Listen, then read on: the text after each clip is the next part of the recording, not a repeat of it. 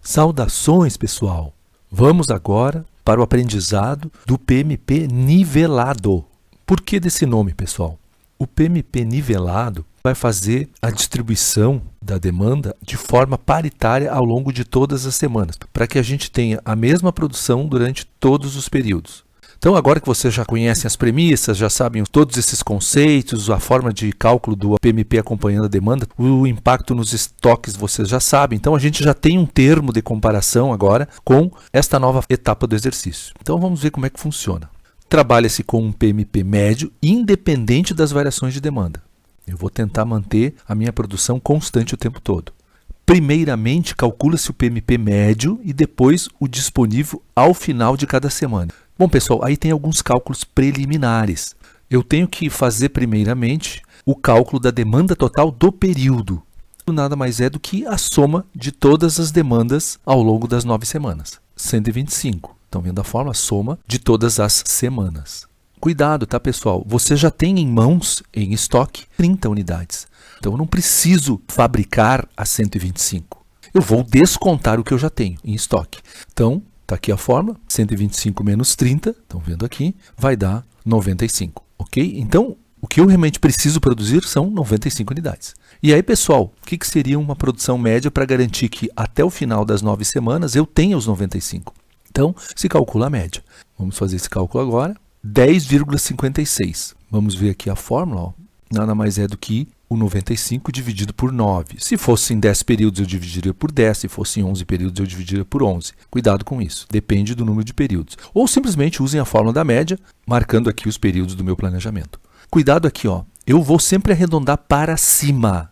Então, arredondando para cima, eu tenho 11. Por que isso, pessoal? Porque eu não quero que falte nada no final. Então, se eu arredondar para cima, eu estou na segurança. Ah, mas daí vai fazer algum estoque. Se ficar algum estoque residual, não é relevante.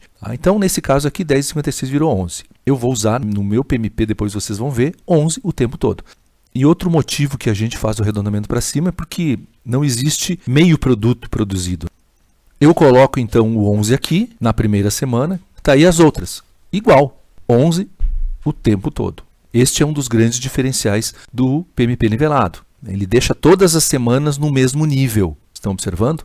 Agora, pessoal, eu uso a mesma formulazinha lá em cima, disponível, é o disponível da semana anterior, menos a demanda atual, mais o PMP. Eu tenho o disponível da semana anterior? Tenho. Tenho a demanda atual? Tenho.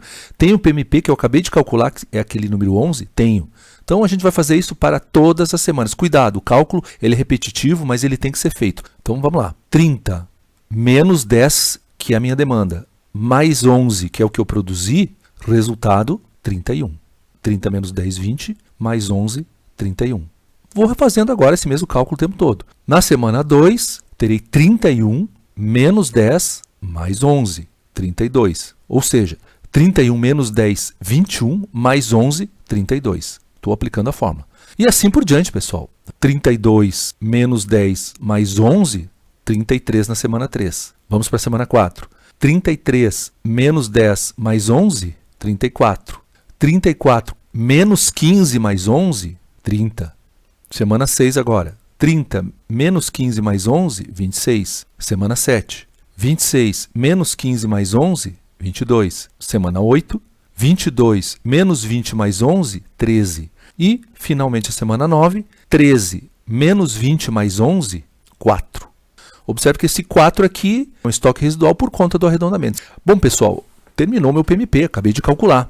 Vamos fazer agora os mesmos cálculos que a gente fez lá em cima. O cálculo do estoque médio e o cálculo do estoque máximo. E aí vocês já vão começar a perceber as diferenças. No caso do estoque médio, eu uso a mesma forma, a média dos 10 períodos, o período 0 mais os 9 períodos de planejamento. Calculando então o estoque médio, da mesma forma que vocês calcularam anteriormente, 25,5. Vamos comparar um pouquinho aqui, ó. Observem que no caso anterior eu tive um estoque médio de 6, ou seja, o acompanhamento de demanda me dá um estoque bem mais baixo. Agora eu estou com 25,5. Observem que é mais de 4 vezes. Significa que os meus custos também aumentarão mais de 4 vezes. Então esse é o fenômeno que ocorre no nivelado. Aumenta o estoque médio, aumenta os custos com estocagem. Vamos calcular agora o estoque máximo, 34. Também aumentou. Observem o período que eu vou ter o maior estoque agora, não é na largada aqui, considerando que eu já tinha em mãos como era no anterior. Na semana atual, a semana 0, é onde eu tinha o meu maior estoque. Depois só diminuiu. Aqui não. Aqui, em função do nivelado, eu vou ter um período onde a minha demanda é um pouco mais baixa. Pelo fato da minha produção ser maior que a demanda, é óbvio que o meu estoque vai aumentar, chegando a 34. Esse é o máximo. Então, 34 é o nosso resultado em termos de estoque máximo, o que também vai exigir de mim um local maior.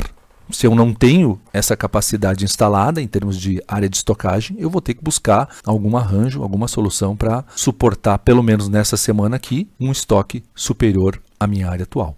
Esse é o PMP nivelado. Aqui então eu tenho já a primeira grande diferença. Aumentam os estoques, aumentam os custos de estoques. Mas tem vantagens também, né, pessoal? Eu mantenho o ritmo de produção o tempo todo. Então, aquela flutuação na produção semanal que se obtinha no exercício anterior, agora a gente não tem aqui. Esse é o sonho do gerente de produção. Ele quer a produção ritmada, aí ele vai ter sempre a mesma equipe trabalhando o tempo todo, no mesmo ritmo. A percepção é que gera mais engajamento. Há opiniões em contrário, mas enfim, e eu tenho como consequência, então, um incremento no nível de estoques. Essas são as repercussões, então, do PMP nivelado.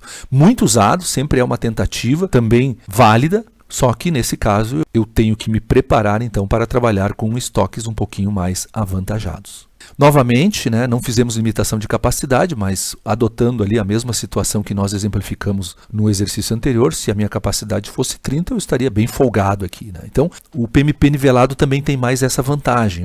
Com essa distribuição, eu trabalho com a minha capacidade mais folgada ou melhor utilizada. Vai depender do que eu tenho instalado. Bom, pessoal, aqui um lembretezinho apenas para a gente não perder de vista, já que estamos com a mão na massa.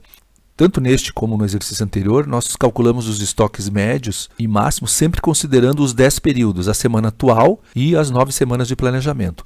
O importante aqui, pessoal, é sempre usar o mesmo critério para a gente poder ter os termos de comparação. Até porque numa análise financeira, se o custo for uma questão relevante, então para que eu possa fazer comparações entre ambas as situações, no caso disso ser um fator de decisão no meu planejamento de produção, então eu vou ter que considerar sempre o mesmo método de cálculo. Se eu considerei 10 semanas na situação anterior, que sejam consideradas também 10 semanas na situação nova. Agora, alguém pode questionar, mas é proibido calcular o estoque médio apenas nas semanas de planejamento? Não, pessoal, não é proibido. Nas literaturas vocês vão encontrar essas pequenas variações.